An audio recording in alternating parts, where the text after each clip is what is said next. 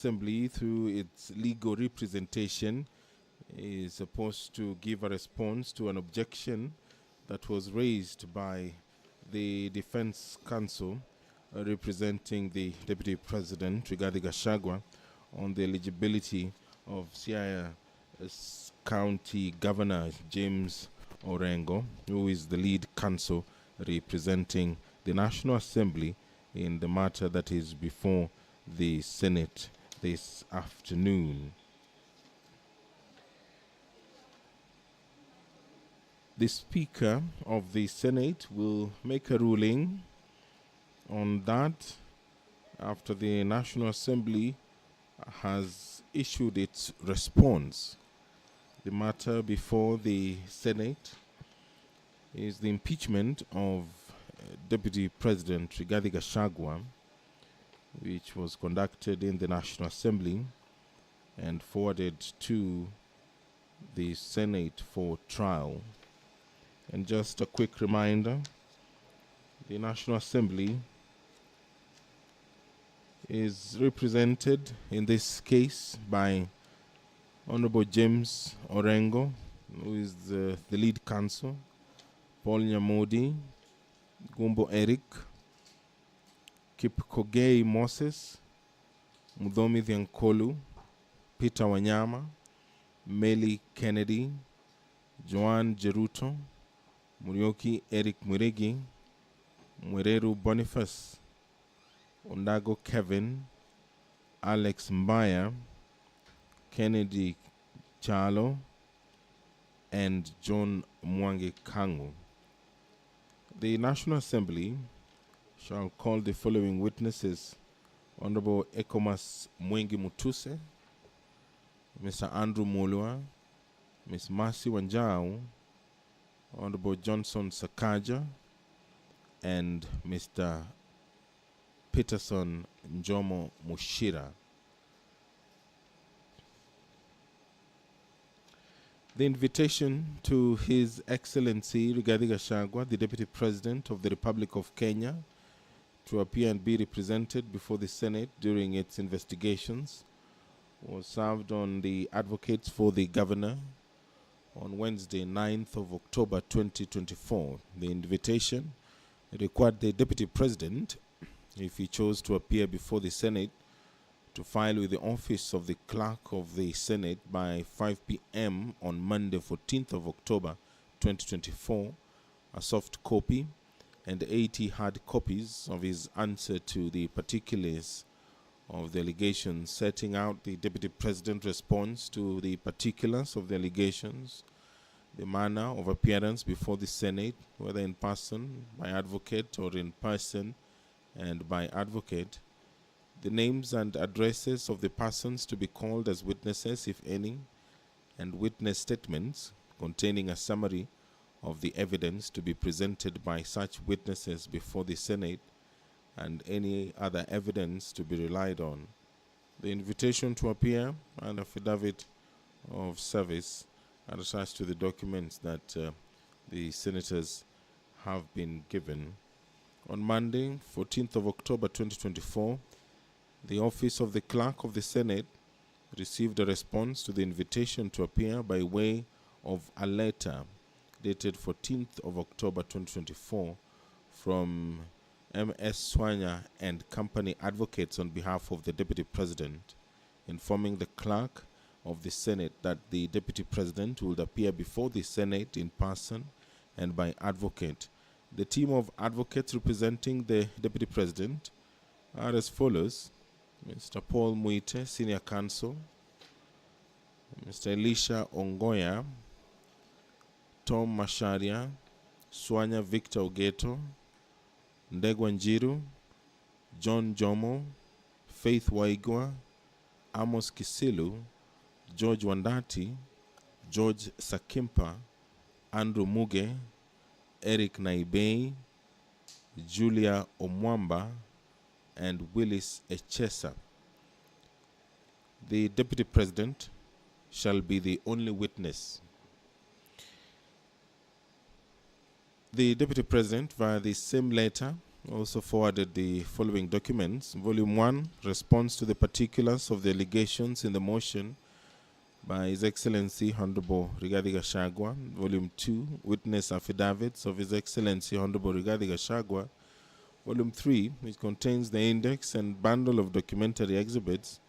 And Volume 4, further witness affidavit of His Excellency Honorable Rigathi Gachagua. The Deputy President also forwarded video and electronic evidence.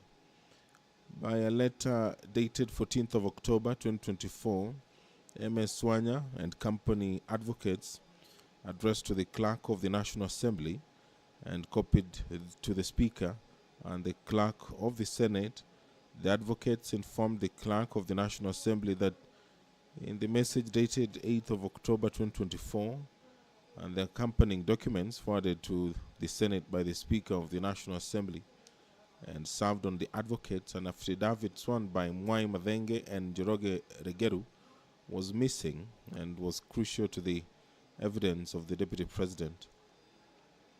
There have been exchange of documents pursuant to Rule 8 of Part 1 of the second schedule to the Senate Standing Orders. On Monday, 14th of October 2024, the Clerk of the Senate furnished the National Assembly with the documentation filed by the Deputy President on that day. Similarly, the Clerk of the Senate furnished the Deputy President with the documentation filed by the National Assembly on that day. And further documentation that was received by a letter dated 15th of October 2024 addressed to the Clerk of the Senate and received on 15th of October 2024, MSG and A advocates indicated that in the course of reviewing the bundle of documents, they noticed that a few of the pages between 135 to 140 in Volume 4 of the bundles were either illegible or were inadvertently omitted in the course of photocopying. They have therefore reproduced and forwarded a copy of Volume 4 to the National Assembly bundles with the missing pages included. The hearing program of the impeachment trial of the Deputy President began with a pre-hearing meeting for senators, which was conducted in a closed session. There were also preliminaries, which included the recital of the mandate of the Senate, rules of procedure, and hearing program. There was also introduction of members of the National Assembly representing the National Assembly and their council, and also there was the introduction of His Excellency the Deputy President and the council representing the Deputy President. The charges were read, and the Deputy President pleaded not guilty to the 11 charges that were leveled against him and forwarded to the Senate for consideration by the National Assembly. And so this afternoon, the Speaker of the Senate will rule on whether to allow the objection that was raised by the Deputy President through his counsel that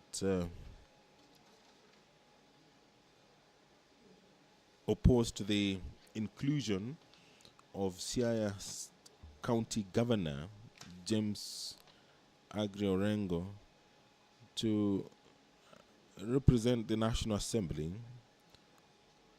And so the defense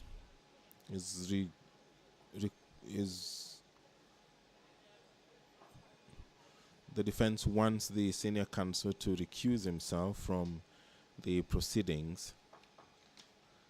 This afternoon, the Speaker will give a ruling after the National Assembly has given its response.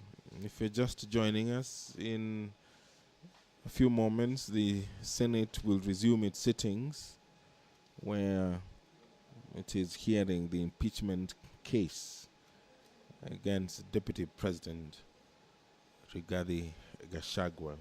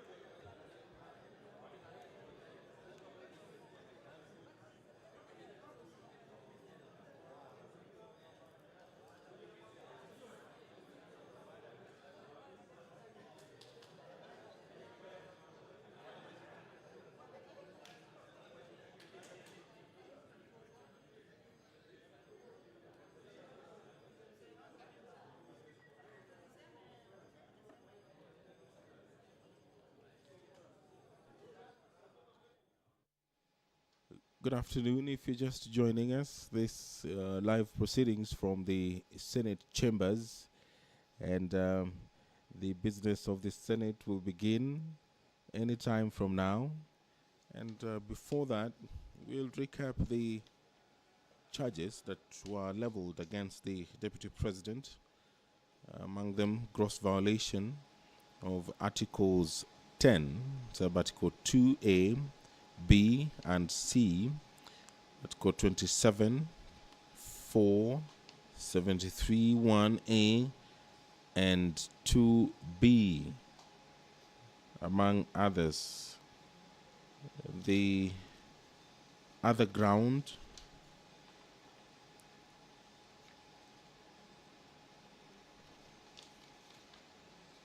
is gross violation of Articles 147, Subarticle 1, and Article 152, Subarticle 1 of the Constitution, that His Excellency Rigathi Gachagua has on several occasions throughout the last 2 years made public statements contradicting the President on critical matters of governance and the exercise of the President's functions as a symbol of national unity.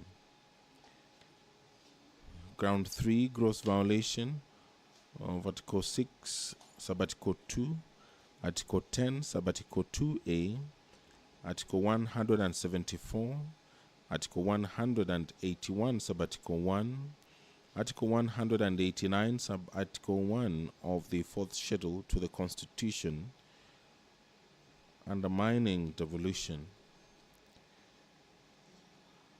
That His Excellency Rigathi Gachagua publicly disparaged the leadership of the Nairobi City County Government and its decisions. Moreover, His Excellency Rigathi Gachagua has interfered with the proper discharge of county government's constitutional functions regarding alcohol control and regulation. His Excellency Rigathi Gachagua's insightful and demeaning public statements and conduct are impeachable offenses to the extent that they undermine devolution, they undercut the functional and institutional integrity of county governments, they unjustifiably vilify and ridicule the leadership of county governments, especially the Nairobi City County Government.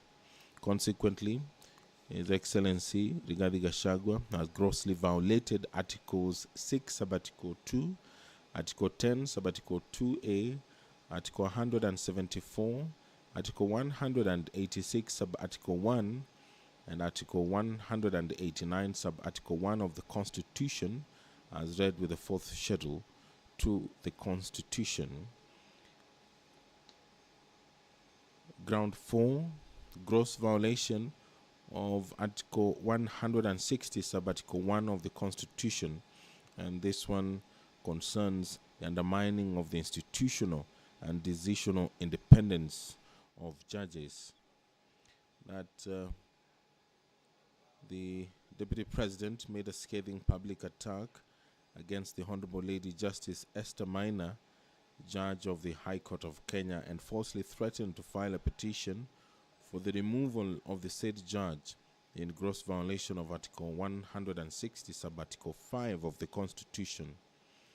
The judge had presided over a case in which His Excellency Rigathi Gachagua was a party and had, in the lawful performance of a judicial function, ordered His Excellency Rigathi Gachagua to forfeit to the state the sum of 200 million shillings, which she had found to be proceeds of corruption and money laundering. That His Excellency Rigathi Gachagua's public attacks against the judge are impeachable offenses to the extent that they undermine the functional and decisional independence of judges. Charge 5, gross violation of Article 3, Subarticle 1, and Article 148, Subarticle 5A of the Constitution, which talks about breach of the oath of office and allegiance.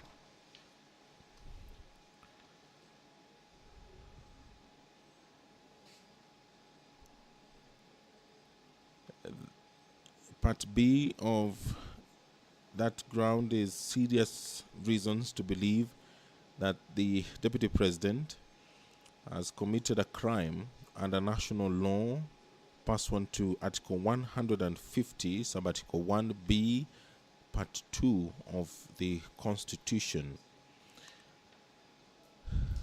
Ground 6, serious reasons to believe that His Excellency Rigathi Gachagua has committed crimes under Section 13(1)(a) and 62 of the National Cohesion and Integration Act.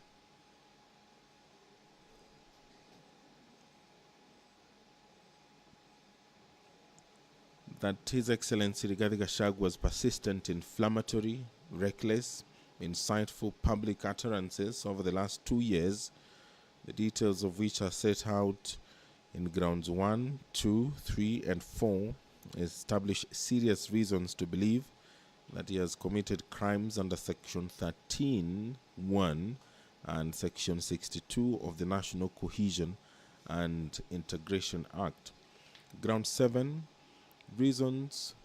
serious reasons to believe that His Excellency Rigathi Gachagua has committed crimes under Sections 45, subsection 1, Section 46, Section 47A, Part 3, and Section 48, subsection 1 of the Anti-Corruption and Economic Crimes Act, and Section 2, 3, 4, and 7 of the Proceeds of Crime and Anti-Money Laundering Act. That for the past 2 years, His Excellency Rigathi Gachagua has inexplicably amassed a humongous property portfolio estimated at 5.2 billion shillings, primarily from proceeds of corruption and money laundering. The value of the property and wealth that His Excellency Rigathi Gachagua has acquired over the last 2 years is incompatible with his legitimate income, that is 12 million shillings per annum or thereabouts. That His Excellency Rigathi Gachagua has acquired the above mentioned property and wealth using his 2 sons, Kevin Rigathi Gachagua and Keith Ikinu Rigathi, and other close family members and associates as proxies. That His Excellency Rigathi Gachagua and his proxies, especially the 2 sons, have used the companies listed to massively launder money, conceal proceeds of crime, corruption, and benefit from influence peddling. Among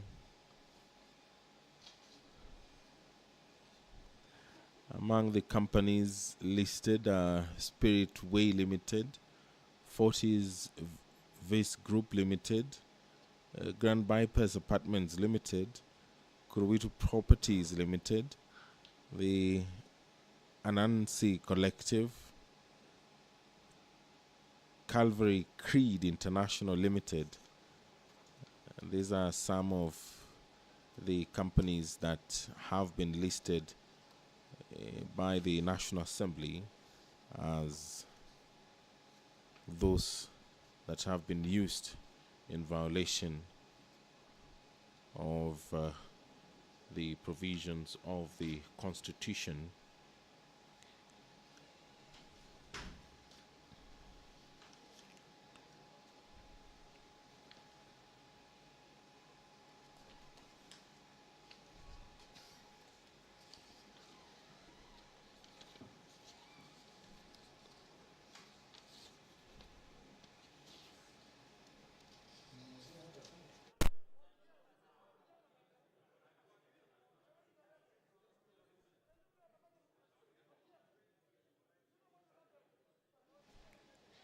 Ground 8, serious reasons to believe that His Excellency Rigathi Gachagua has committed crimes under Section 132 of the Penal Code and Section 29 of the Leadership and Integrity Act.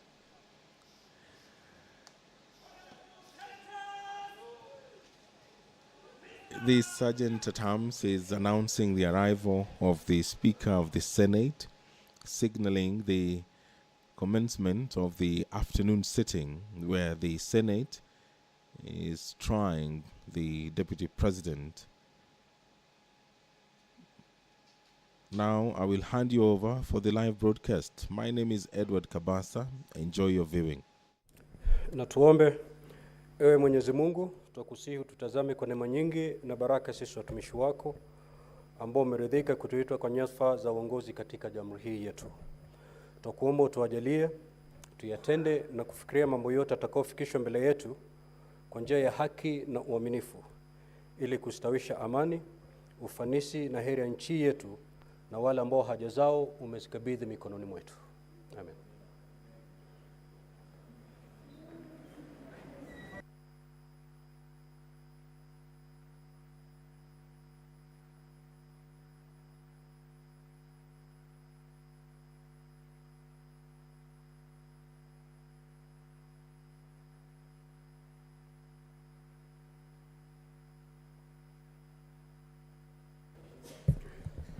Clerk, do we have quorum?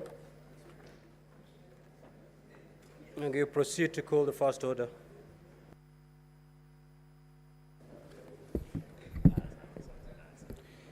Order number 1, communication from the chair.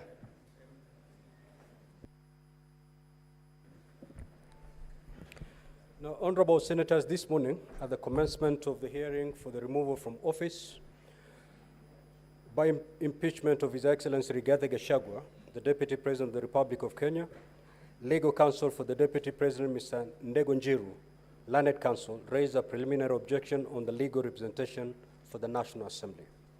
Learned Counsel opposed the appearance of Honorable James Orengo, Senior Counsel, who is the serving governor of Siaya County and therefore a state officer.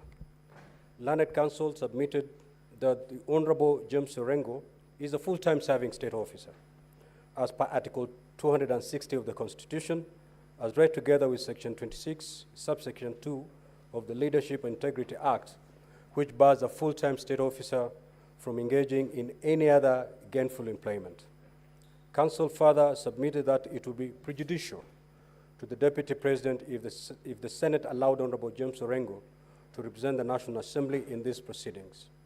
Counsel drew the attention of the Senate to the precedent set in the matter of the proposed impeachment of the Deputy Governor of Kisii County, Honorable Richard Monda, in which a decision was taken to bar Honorable Sylvanus Osoro, Majority Whip of the National Assembly and Member of Assembly for South Mugirango in Kisii County, from appearing as counsel for the Kisii County Assembly. In his submission, counsel cited Article 77 of the Constitution and Section 26 of the Leadership and Integrity Act, as well as the decision of the High Court in Office of the Director of Public Prosecutions versus Orengo, Manduko, and 2 others, interested parties, Constitutional Petition 204 of 2019-2021, KHC 456 KLR 27 April of 2021, where Honorable Justice Ogola found and ruled that the continued representation of the first interested party, Mr. Manduku, by the respondent, Honorable James Orengo, as then was, or any other state officer is against the spirit of Chapter 6 of the Constitution for failing to conform to the mandatory provisions of the Leadership and Integrity Act.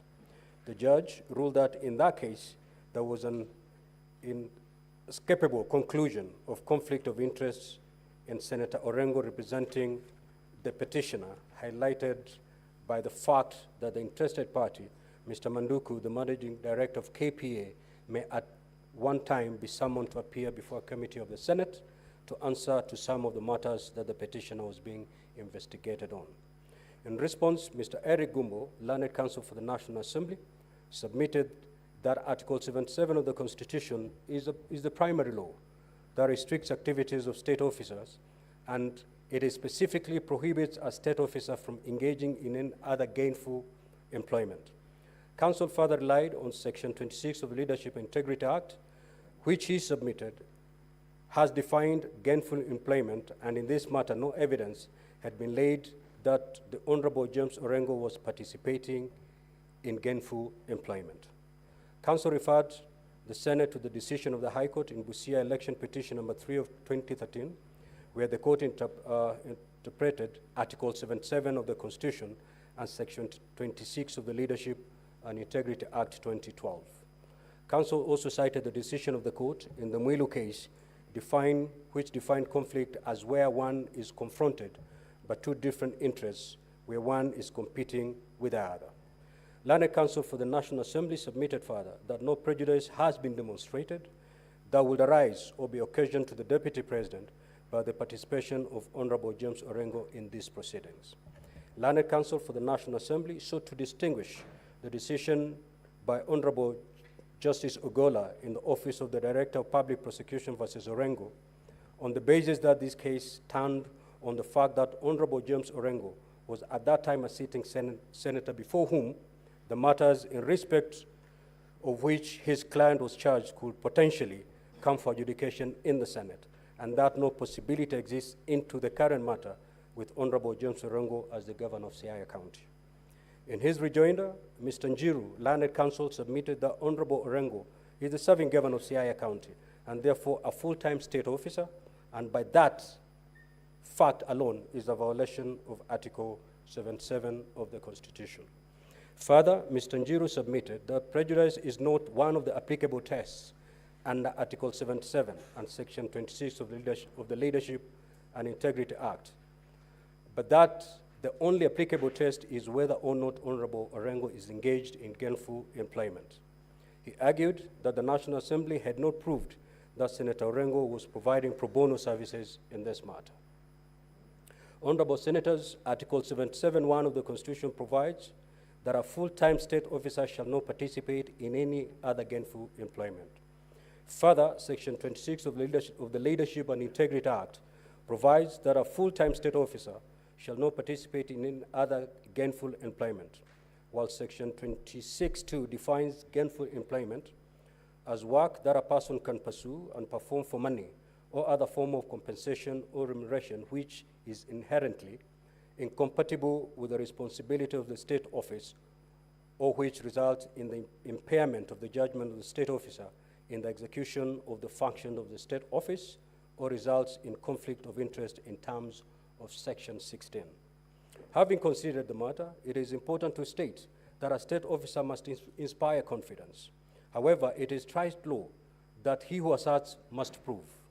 In this regard, I wish to observe that the Learned Counsel for the Deputy President did not adduce evidence to prove indeed and demonstrate that the allegation of gainful employment. In fact, it is somewhat surprising that Counsel attempted to shift the onus of proving gainful employment to the National Assembly. That argument is untenable.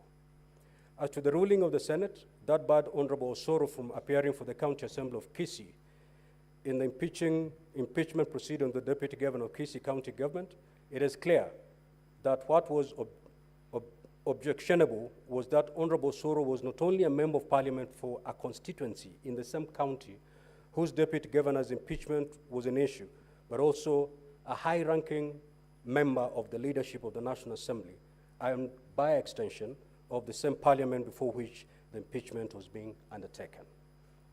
It was ruled that in these circumstances, it was clear that in the minds of the public, the fine distinctions of the bicameral Parliament would be lost, and their confidence in the impeachment process would entirely be undermined. In the same breath, as rightfully contended by Counsel for the Deputy President, it is true that in both Article 77 of the Constitution and Section 26 of the Leadership and Integrity Act, no test of prejudice is expressly provided for. It therefore follows that both the contention of the Counsel for the Deputy President that his side will be prejudiced by the appearance of Senior Counsel James Orengo and the rebuttal by the National Assembly that no prejudice will be occasions are moot. Honorable Senators, ladies and gentlemen, having analyzed the preliminary objection raised and for the reason I have given, the preliminary objection raised on the appearance for the National Assembly by Senior Counsel James Orengo is hereby dismissed. We will now hear the response on the second objection raised by the Counsel for the Deputy President. Counsel, you have 5 minutes to do that.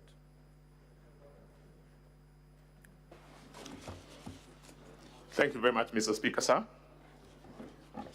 I'll endeavor to respond to the preliminary objection within the time allowed to us. Mr. Speaker, sir, the objection was premised on Rule 20 governing the proceedings that are currently before this House. The rule reads that in presenting its evidence, the Assembly shall not introduce any new evidence that was not a part of the allegations against the President by the National Assembly as forwarded by the Speaker to the National Assembly to the Speaker of the Senate. Mr. Speaker, sir, the context of this rule is important. A true reading of this rule would indicate or would mean that every material that was available before the National Assembly while deliberating the motion that was before it is what is contemplated to have been sent to the Speaker of the Senate. The question, therefore, that we'll be asking ourselves this afternoon is whether there is any new evidence that has been adduced by the National Assembly. Our answer to that, Mr. Speaker, sir, is an emphatic no. And why do we say no? We say no for the first reason that the reference to the letter forwarding the material that came from the National Assembly contained, amongst other items, paragraph 21, which spoke to a report of a public participation that was conducted by the National Assembly. Mr. Speaker, sir, that report was tabled on the floor of the House, was adopted by the House. Deliberations in relation to that report were made.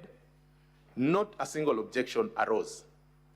It certainly follows, therefore, that that material from public participation became a necessary part of the material that was considered before the National Assembly. To give it context, Mr. Speaker, sir, in addition to the material that was presented by the mover of the motion to the National Assembly, the honorable members of the National Assembly had their deliberations, which also captured in the Hansard. In that Hansard, material was introduced by way of questions, by way of contribution from the floor of the House. That material, too, forms part of the evidence of the proceedings before the National Assembly. It therefore is our submission that just in the same manner in which the Hansard from the National Assembly forms part of the report that was presented before you, the report on the public participation, too, is an important component of that report. There must have been a reason why that public participation was conducted. In our humble submission, Mr. Speaker, sir, the appropriate test that one would want to apply on whether or not to allow that material to be before this honorable House is the all-celebrated test of relevance. Mr. Speaker, sir, it should not be lost that sitting as this House is sitting this afternoon, it is a quasi-judicial proceeding. It is a proceeding that is also inquisitorial.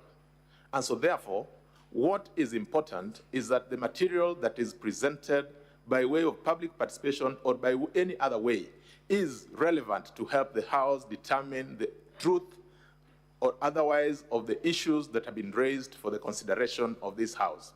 How then, Mr. Speaker, sir, do we get to answer that question? Mr. Speaker, sir, I've had a look at the specific document that my learned friend, Mr. Njiru, objected to. And Mr. Speaker, sir, it is an affidavit by one Mr. Peterson Njomo Mushira. Mr. Speaker, sir, Mr. Njomo Mushira says that he followed the proceedings before the National Assembly. He says in particular at his paragraph 4 that he has also had occasion to look at the response filed by His Excellency, the Deputy President of the Republic of Kenya, at part 1.1 of his response. And he says that he has personal knowledge of the items that were contained or that would give clarity to part of the assertions in response by His Excellency, the Deputy President. Mr. Speaker, sir, for context, that part 1.1 is contained in volume 6 of one of the volumes that were presented before you.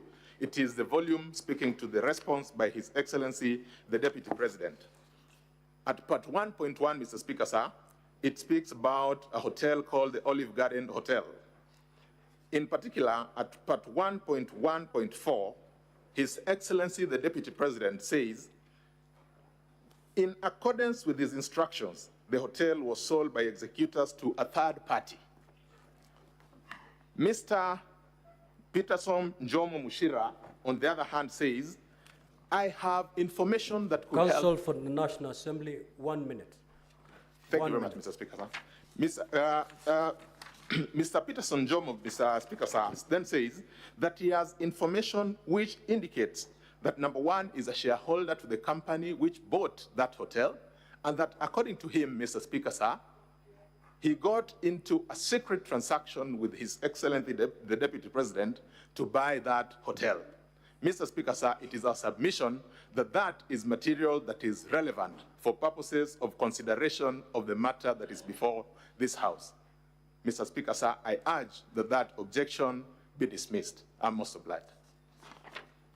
Thank you. Honorable Senators, ladies and gentlemen, we need not take a break to allow me prepare my ruling. Just give me a minute. I put my thoughts together so that we make progress.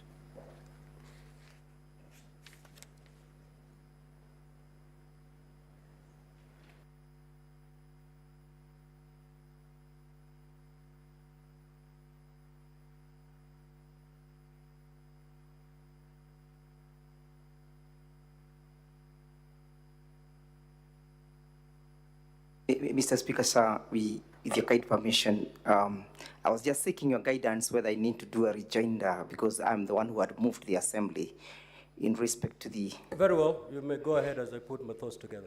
Thank you very kindly, Mr. Speaker, sir. In response to what my learned friend has raised, the application or the objection had nothing to do with the public participation as cited. We simply raised an objection that goes to the roots of the ability to enjoy proceedings that will appear fair to all parties. My objection was premised on the non-derogable right to a fair hearing. Council has addressed you that the deponent of that affidavit, one Jomo, was responding to the Deputy President's response. There's nothing that can be far from the truth. And this is a witness who is being brought to panel beat or to attempt to panel beat the case for the National Assembly. The question and the test, Mr. Speaker, sir, is, shall we suffer prejudice? Shall our rights be deemed to have been held? And that is the non-derogable right to a fair hearing. This is not a witness who was before the National Assembly. Where is the source of this information in the document that was submitted to this House by the Speaker of the National Assembly? Where does it sit? Who sits to suffer prejudice if the same is admitted? Is it a state organ or an individual in the name of the Deputy President of the Republic of Kenya? We urge you to uphold our ruling and justice be seen to be done, even to the people following these proceedings. I am most obliged.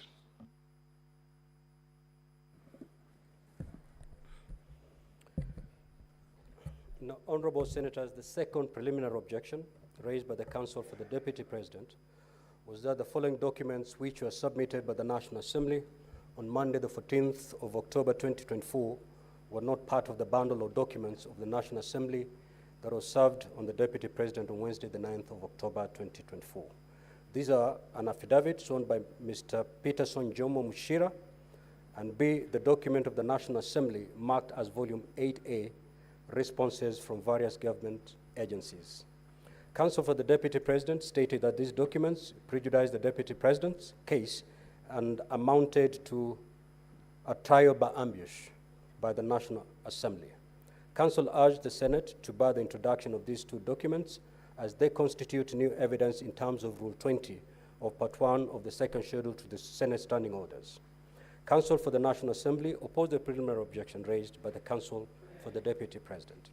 Honorable Senators, ladies and gentlemen, Rule 20 of Part 1 of the second schedule to the Senate Standing Orders provides, and I quote, "In presenting its evidence, the Assembly shall not introduce any new evidence that was not part of the allegations against the President by the National Assembly, as forwarded by the Speaker of the National Assembly to the Speaker of the Senate."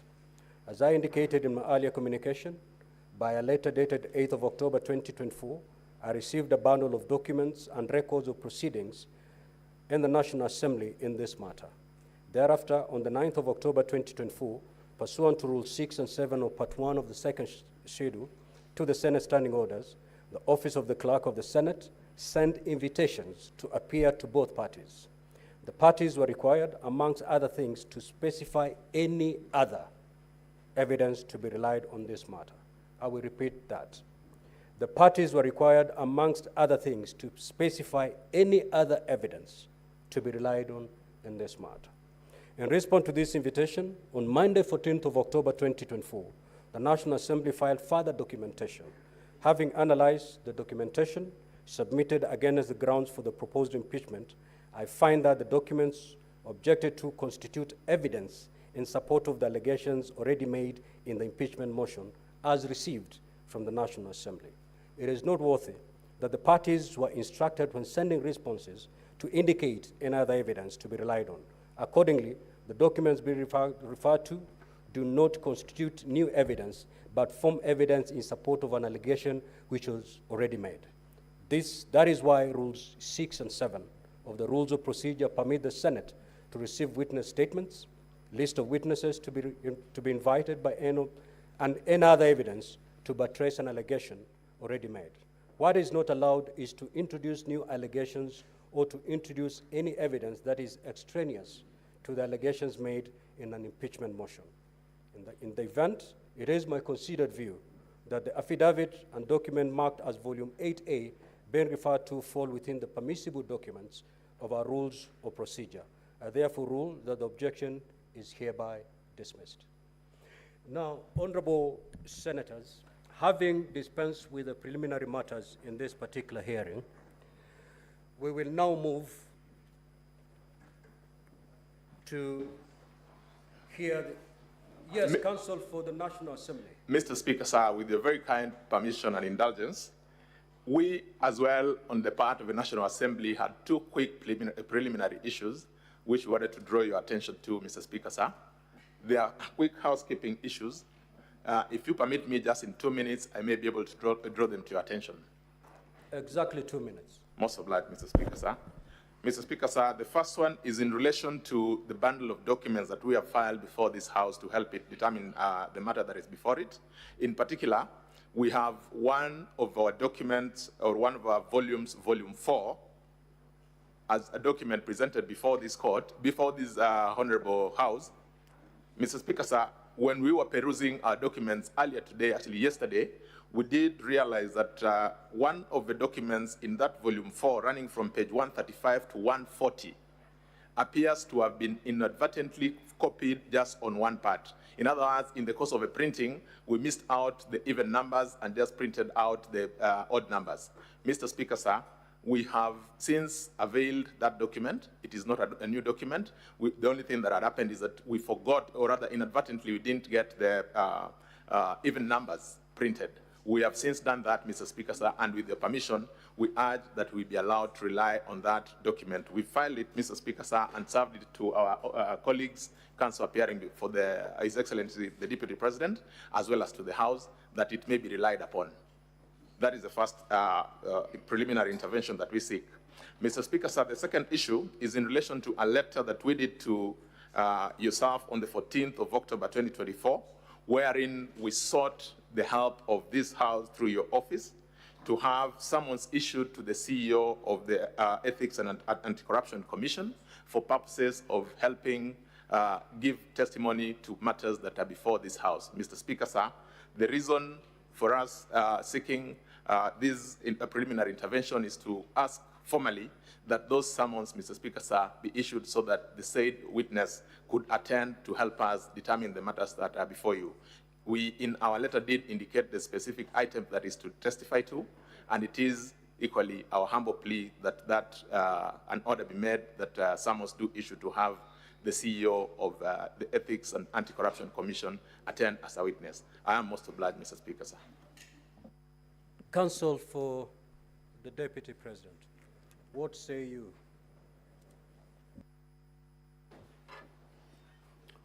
Mheshimiwa Speaker, Honorable Senators, with regard to the first request, which I understand to mean that when they were photocopying, some pages were left, we are going to examine that and see what was served on us and what those pages that are now being introduced contain. With regard to summons to ask individuals from the Anti-Corruption Commission to come and give evidence, Mheshimiwa Speaker, honorable members, we draw your attention to Article 50 of the Constitution, which is a fulcrum of a fair trial. And this honorable House is executing a quasi-judicial function of the most weighty nature regarding the removal from office of the Deputy President of the Republic of Kenya, elected by the people of Kenya. Nothing would be more prejudicial than to call witnesses whose statements or affidavits we have not seen. The whole purpose of affidavits and witness statements is to enable the other side, in this case, the Deputy President, to seek legal advice, to give instructions on how best to respond to it. And this honorable House has fixed 2 days for this trial.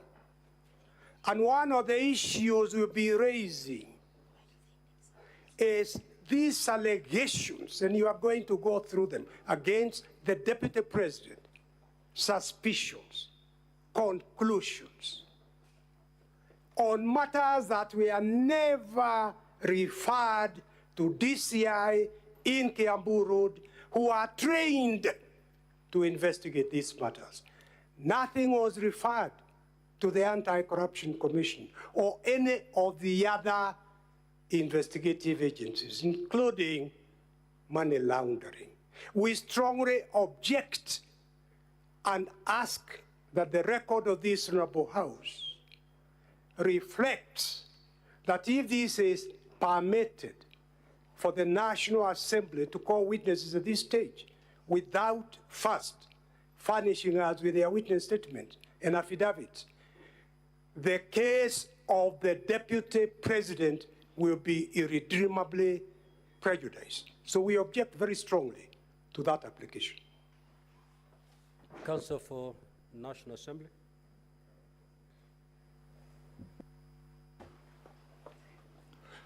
Mr. Speaker, sir, in brief rejoinder to the objection by learned senior counsel for the Deputy President.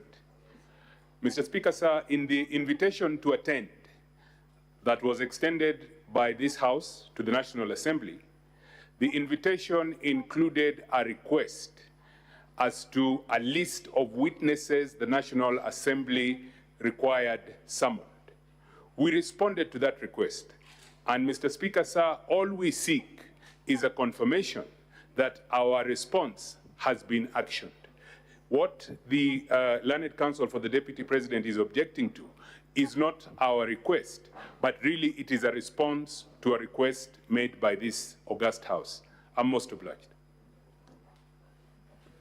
Counsel for Deputy President, do I get it that you have no problem with the first request made by the National Assembly.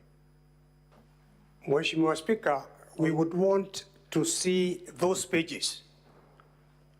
And that time we'll be able to say yes or no. It is the second one. Clerk, has that document been made available to the Deputy President's team?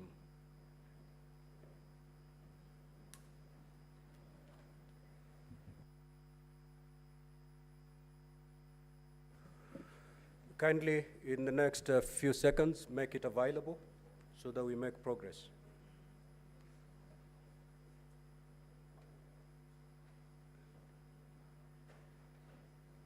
Honorable Senators, if there's any senator who has not gotten that document, you may also let the chair know so that we supply you with that document.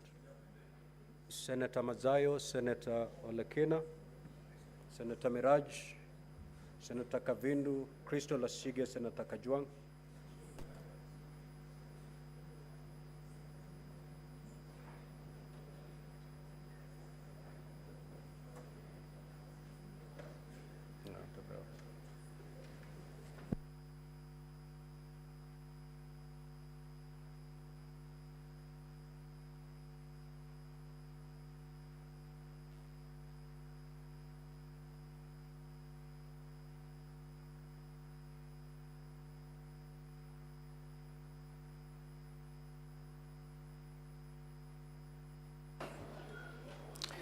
Honorable Speaker, if I may, with your permission, just to highlight one point based on what my learned friends for the National Assembly have said. The letter they refer to is a letter dated the 14th of October, 2024. It is addressed to the Honorable Speaker of the Senate by the Clerk of the National Assembly. The letter does not contain any information about any other witnesses being sought. It does not indicate that the Ethics and Anti-Corruption Commission will be asked to produce any other witness, affidavits, or documents. Thank you very much.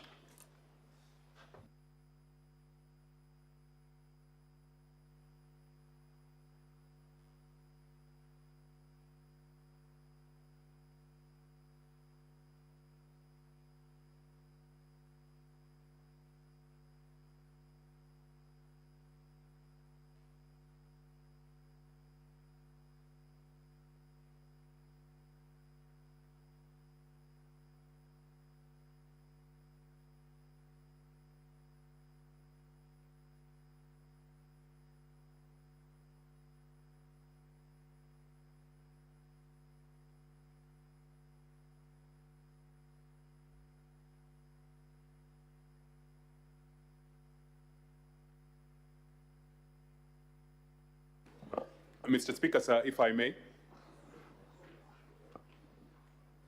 Just take your seat for a minute.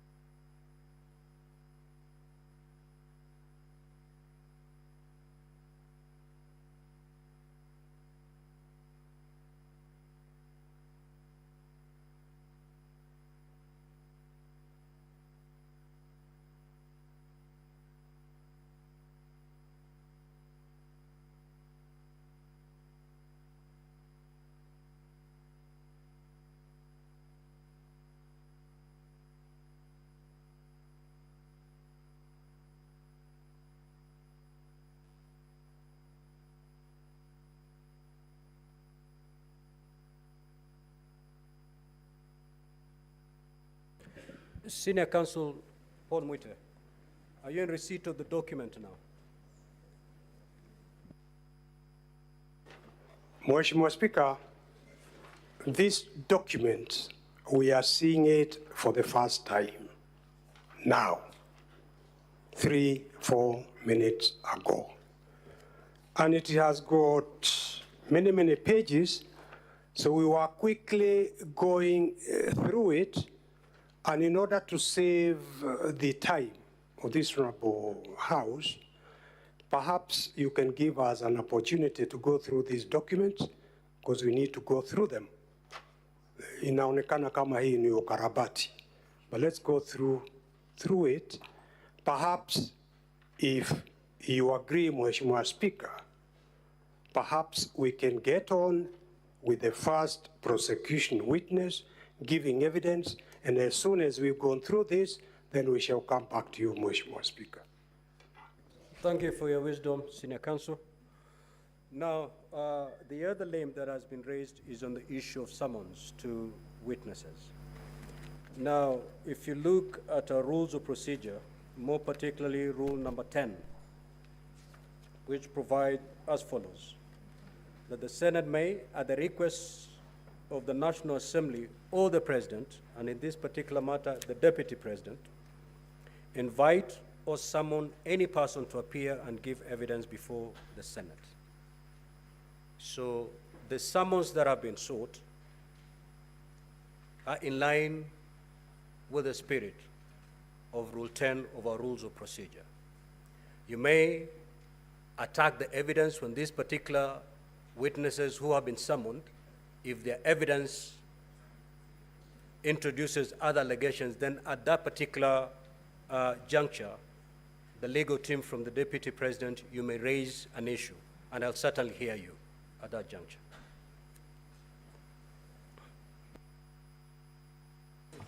Permit me, Mheshimiwa Speaker, to place it on record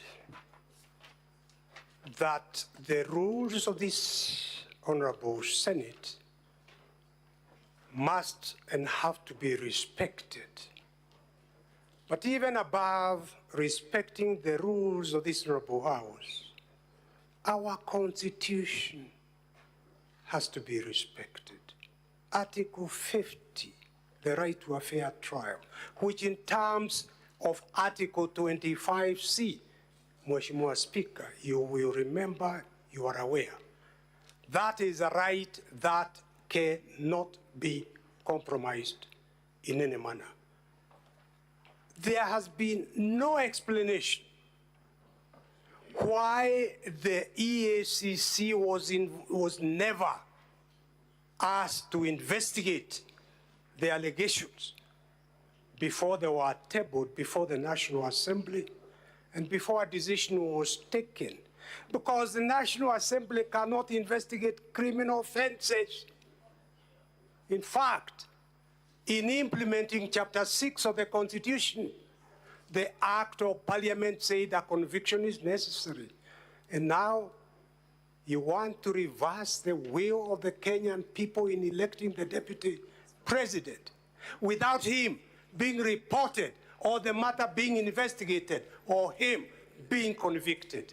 Mheshimiwa Speaker, I plead that you reconsider your exercise of that discretion in permitting witnesses from the EACC to be called in order for the Deputy President to have a fair trial before the Senate. Thank you. Senior Counsel Paul Mwite, Mheshimiwa Speaker, you're actually arguing your case. What I said, there was some invitation that was sent to both parties, and each party was requested to submit a list of witnesses. The National Assembly submitted a list of witnesses with a request under Rule 10 of our Rules Procedure for the Senate to summon. That is the request that has just been made by the National Assembly, and it is permissible and it is within our Rules of Procedure. Mheshimiwa Speaker, you are Senior Counsel Paul Mwite, I will refer you to Rule number 30 of our Rules of Procedure, where the ruling of the Speaker is final. So let's leave the matter there. I've made my ruling. Let's make progress, Senior Counsel. Mheshimiwa Speaker, I agree entirely. You are the one sitting in the seat of power. Your word is final.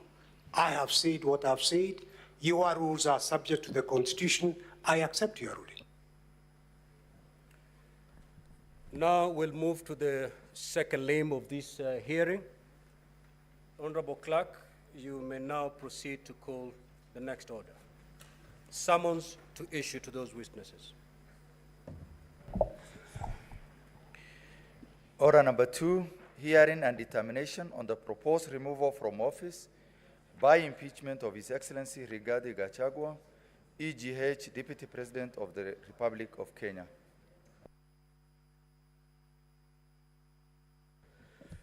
Now, honorable senators, ladies and gentlemen, we are going to move to the opening statements. Each party will have exactly half an hour to make their opening statement, starting with the Counsel for the National Assembly. Your time starts running from now.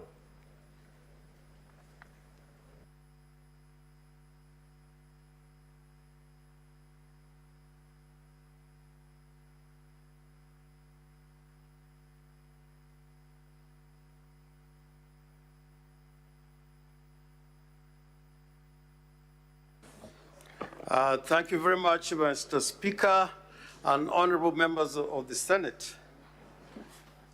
Indeed, speaking for us, this is a very momentous occasion in our history and must be recorded as such. The United States of America is 248 years old since its independence. And for that entire 2.5 centuries, no Vice President of the United States has undergone a process of removal by way of impeachment. In a way, we are making history